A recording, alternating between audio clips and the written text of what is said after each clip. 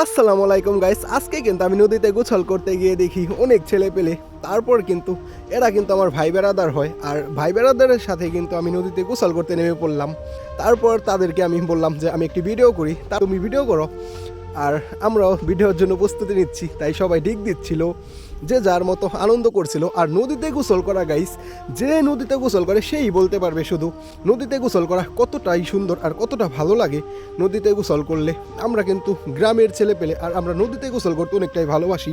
যারা নাকি এখন প্রবাস জীবন কাটাচ্ছে তারা কিন্তু এটাকে অনেক মিস করে, আর এই সময়টা যারা পার করে গিয়েছে তারা কিন্তু আরও সবচেয়ে বেশি মিস করে। কারণ একটা বয়স থাকে, সে বয়সে লাফালাফি করতেও কিন্তু অনেকটাই ভালো লাগে, কিন্তু যখন আমাদের বয়সটা একটু বেশি মাত্রা হয়ে যায় তখন কিন্তু এগুলো আমাদের আর পছন্দ হয় না। তখন আমরা মানুষকে বলি এগুলা করো না।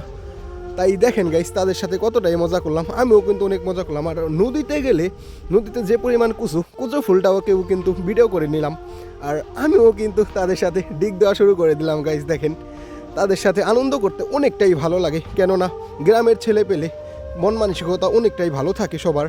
শহর থেকে এসেও কিন্তু গাইস গোসল করে নদীতে, কারণ নদীতে গোসল করার মজাটাই অন্যরকম। আর এই অন্যরকম ফিলটা নেওয়ার জন্যই কিন্তু তারা শহর থেকে এসেও নদীতে গোসল করে। আমি লাস্টে বাই দিয়ে দিলাম আপনাদেরকে।